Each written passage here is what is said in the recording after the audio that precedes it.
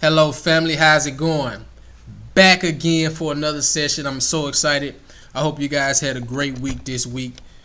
My week was great also.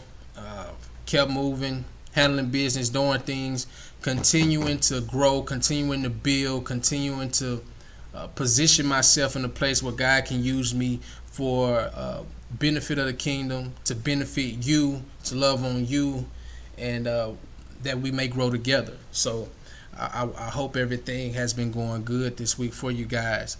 Today's message is a good one. Most definitely it's a good one. God gave me a great download today.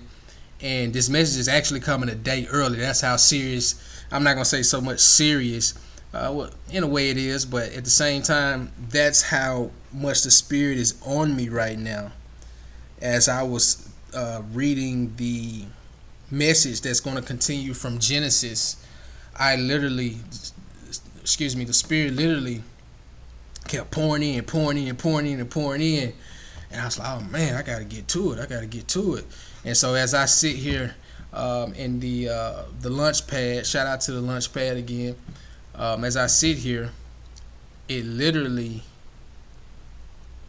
it's just replaying in my mind through Genesis how things started from the beginning. And how things continued, how the people continued to act. And I'm going to tell you, I'm going to show you. Let's get to it. Today's message is called, Without God, We Can't Truly Be Successful. Let that dwell, let that marinate for a second. Without God, we can't truly be successful. Without God, we're doing it on our own. You know, I don't know about you, but I didn't build this world. You know, I didn't create people. You know, I didn't create outer space, and I'm sure it's a lot of stuff that I don't know about. You know, so I mean, I can't say I can get out here and start, living life as if I got the blueprint to it. You know, no matter how much experience you got, you may have experience in the area. But we're talking about a broad spectrum here, and not too many people, not anybody that I know has that whole spectrum but God. This Bible points all of these things out, and it points out our imperfections and trying to do it through our disobedience. Now, the definition of what success is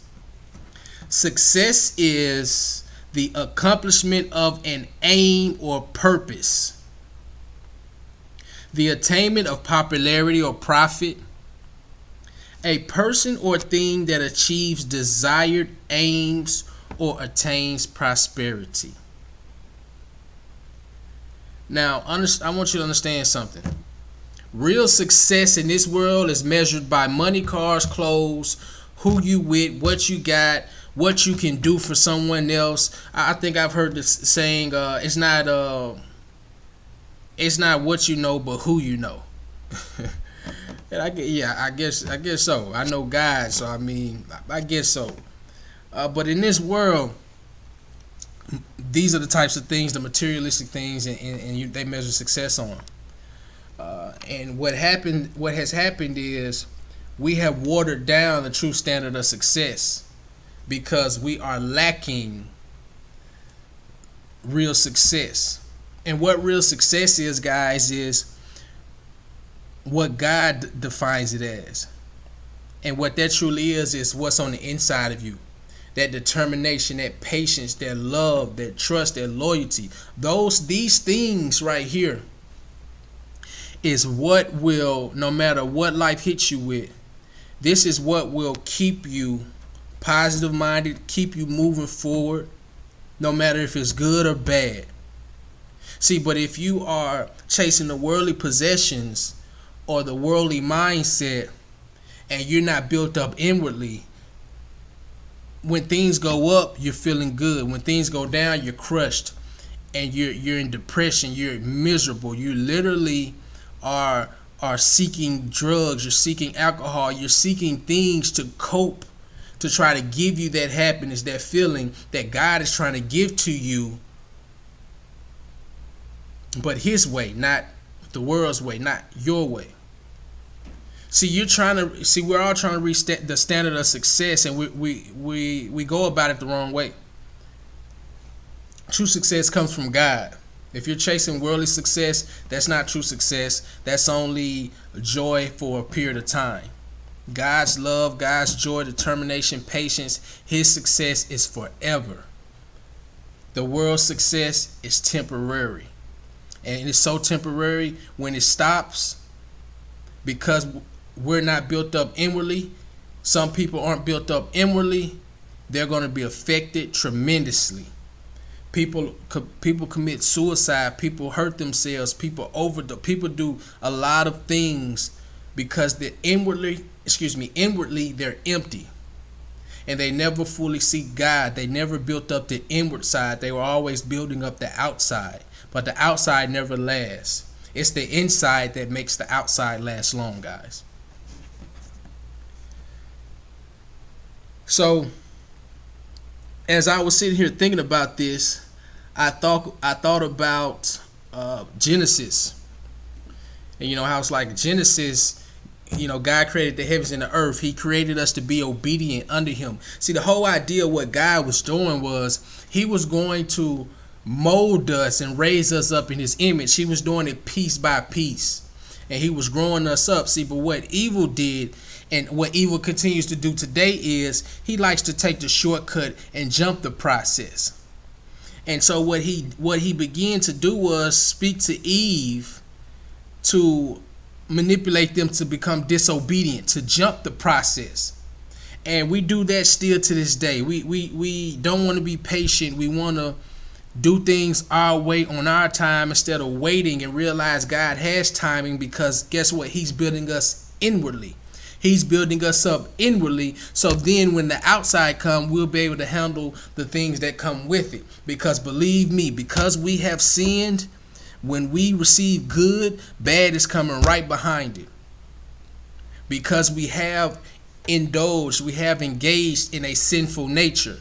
So therefore, with the good will come the bad. But if we're built up inwardly and we have our eyes on God, we have a mind like God, that childlike mind where we're seeking Him only, then when the bad comes to us, we're able to handle it. We're going to keep moving forward on the straight and narrow, not worried about what's trying to come and knock us down, because we are built for it. We are built for it. Now, I want you guys to understand the struggle that we go through nowadays. This is how God is teaching us to be like Him. See, God, one thing about God, He's focused. See, He's trying to teach us all those things: determination, focus. God started off putting us in the garden, giving us the authority to rule and do these things, and telling us, hey, don't eat off this tree. He was trying to mold us into being that. And then when we eat off the tree, he doesn't switch. He say, okay, you want it harder than easy, huh? I tried. It's like a saying somebody tell me. It's what did he say? He say, I bet it slips my mind off top, but you know how you have someone who's hard-headed, who don't like to listen. They rather be shown, opposed to just listening, doing what your mother or your father is telling you. They rather be shown, and this is what Adam and Eve did. They didn't want to listen. They were disobedient, and all God was trying to do was tell them how to live this life, so they could be made into His image. But they chose to be disobedient and step outside of the structure in which God created. And you got to understand, the structure that God created is protection, it's love, it's truthfulness, loyalty, honesty. When you step outside of that, you're stepping into danger, jealousy, lust, hatred. See, you're stepping into darkness at that point, because God is light. And so it's funny how I trip on the struggle, because God never lose focus. He never lose focus. He was building them up to be in His image. He said, okay, since you don't want it the easy way, you're going to have to struggle. You're going telling the woman, these are the consequences of your actions, but he still uses that to build them up in his way. But I got to say this. But if you don't understand that, if you don't see it in this manner, if your perspective isn't like that, then you will continue to go in a downward spiral, blaming, feeling like you've been done wrong, when all along it's due to the disobedience of you, or rather it's been passed down through generational curse. Someone has to wake up and break that. Now, Genesis, like I say, Genesis started with Adam and Eve being disobedient. Then they had children, Cain and Abel. Cain ended up being disobedient. Let me tell you how good Abel was. Abel, to show you how God is raising us up to be in his image, Abel, when it came to giving their first fruits, Abel gave his first fruits. He gave his best to God. Why? And why did God accept it? Because God gave his best to us. That's the only way it was acceptable. That's the only way it was mutual. Because God is trying to teach us to be in his image. See, but Cain, he didn't do that at all. Cain just gave him what he wanted to have him. And God said, I'm not accepting that. Hey, I tell you, man, God said, I got standards. Say, I got standards. So I'm not accepting that. I didn't do that for you. That's like I'm giving examples of my life, and I'm pretty sure a lot of us have these examples.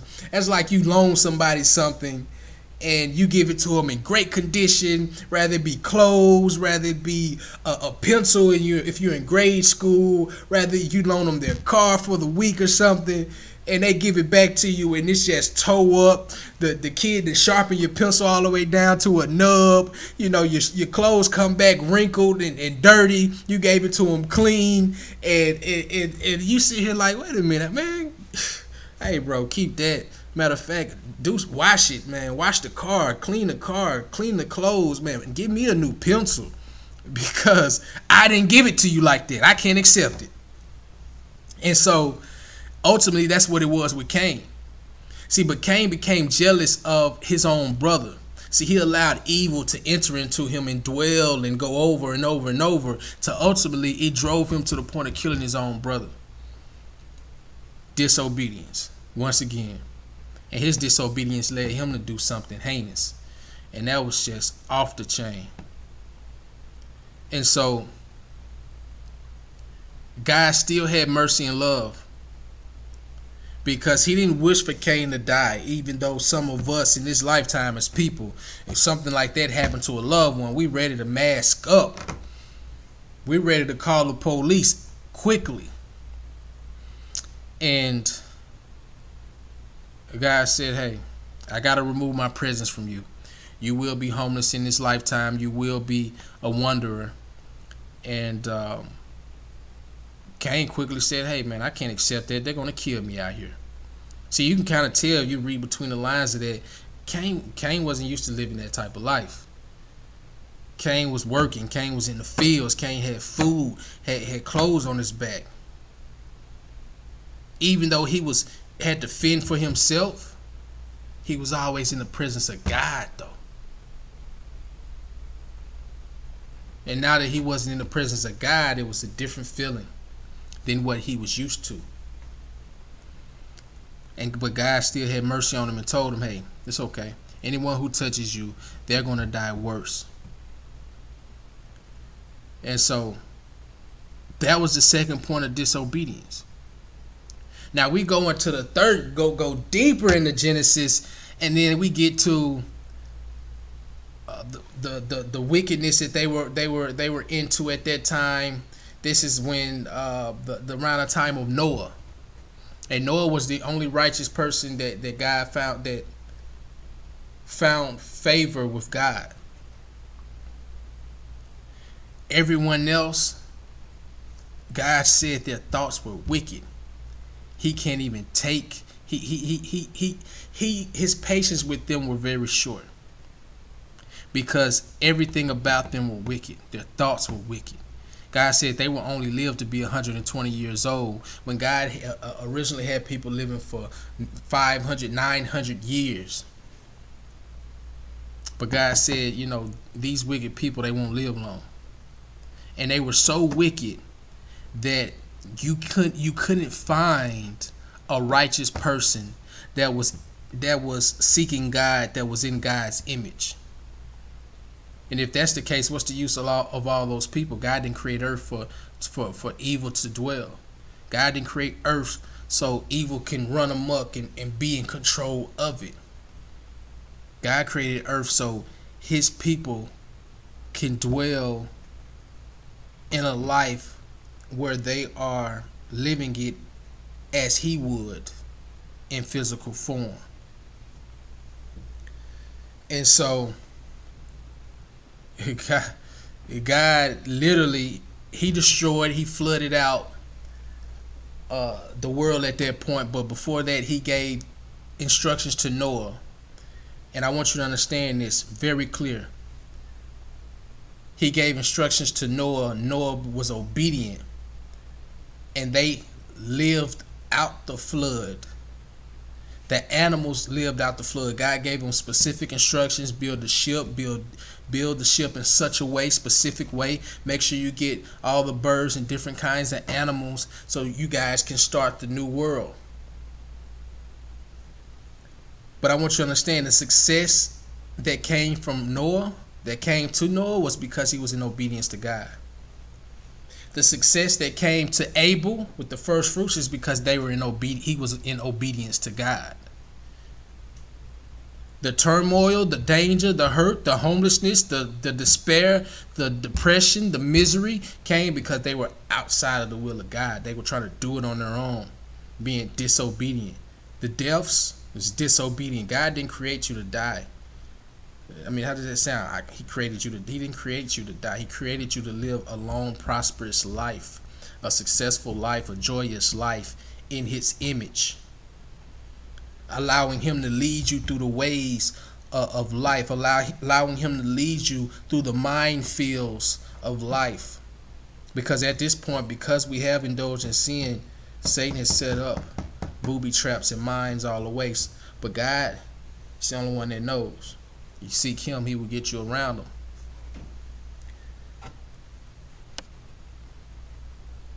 Now,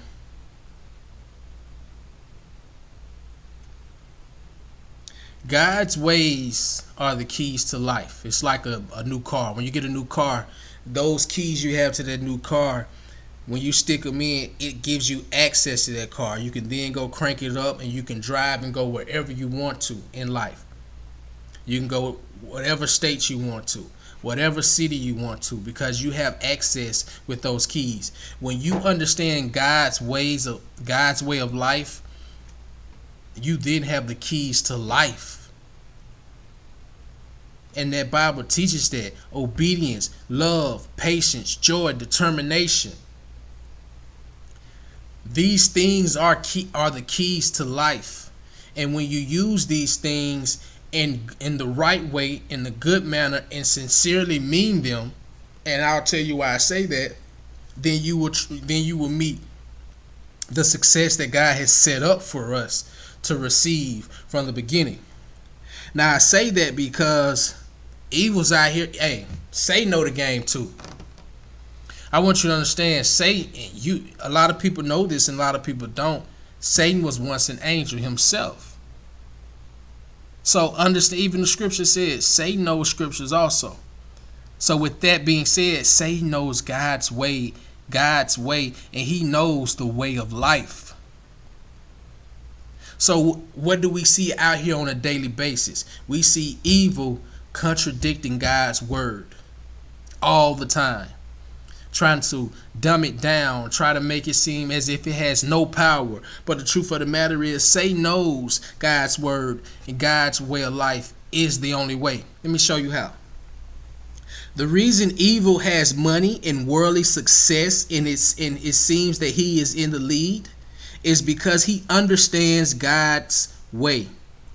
He uses God's structure of life to get what he wants, but don't mean it. Understand though, he will be caught and it will hurt more than he will ever know. And that's to us also. You see, we've all either been that person, have had someone who may have come in our lives because they wanted something from us, and they came up all buddy and cool with us. Hey, how you doing, buddy? Or how you doing, sister? You know, oh, you looking sharp today, but they really want something. I want you to understand, and I want you to break this down all the way piece by piece. The way that they're approaching you in love, as a brother, as a sister, in the way God created us to be. But they're in disguise because they really don't mean it. They have selfish intentions. But they know how to use God's way of life to get what they want out of life. That doesn't make it right. Because it's not true. It's not honest. It's not loyal. But I want you to understand here, evil uses God's way of life. Evil understands God's way of life. And he uses that to manipulate, to deceive. And have a lot of us out here doing the craziest, doing the most. Extra is all outdoors. I know some people say burnt. I done heard that before. But that's what Satan has us doing. Because he's using God's way to manipulate us, but at the end of the day, just sitting back laughing. I remember as a kid, you know, me and the guys, we would run the streets and we would just have people doing crazy stuff. You know, hey, go in here, go in the store and do this, or go, you just crazy stuff. But the whole time we just sitting back laughing at him. Oh, he finna go do it for real. That's what we saying in our mind. That's what we're saying to the buddy next to us. Oh, he finna go do it for real. I was just playing. See, that's what Satan does. He gets buddy as if he loves us, as if he cares for us, as he looking out for our best interest. But the truth of the matter is, his only meaning is to destroy us. Selfish. And guys, I say those things because for two reasons. God has a way of life already set up, and that's to love, and that's to honor, that's to be joyful and happy, and then we can achieve the success because those are the ways of life. That's how he set it up. That's the structure. And secondly, evil is out here playing and using this way of life. And see, we're around here thinking, I need to drink, I need to smoke, I need to be like this, I need to do this. And you're not even realizing Satan using God's principles to push his agenda. He's contradicting everything. He's using God's love, God's honesty, God's trust that he built up inside of us, that he planted inside of us to push his agenda, to push his love, to push his sex, to push his drugs, to do his agenda, and ultimately it destroys us. God's saying, come to me. I created you. I know what's inside of you.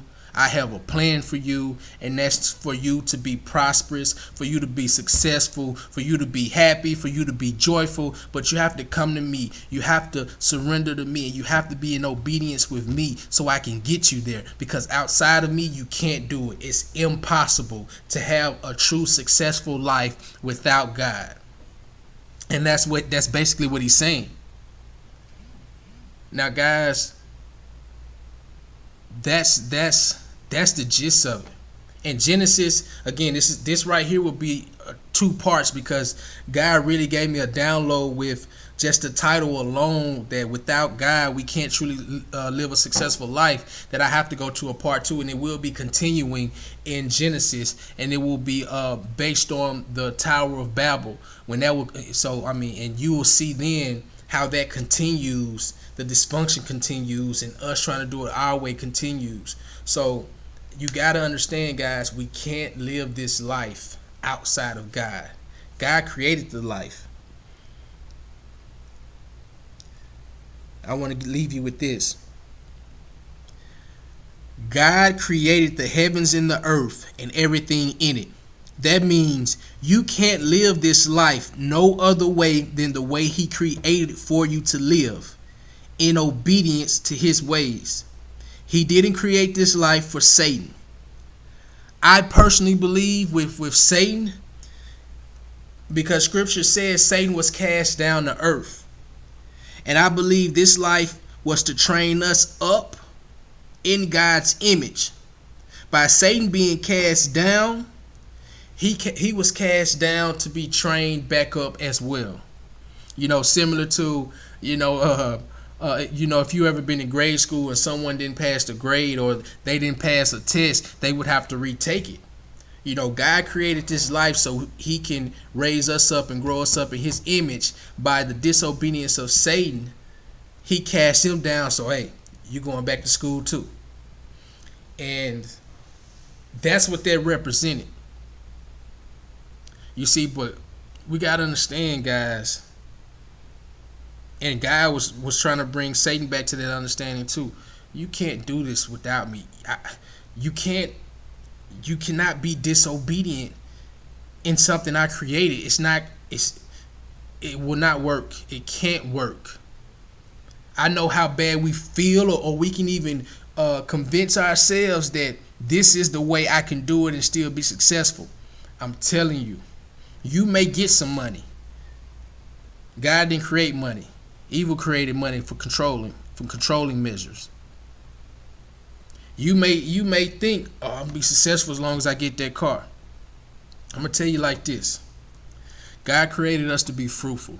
That means God created us to create just like him.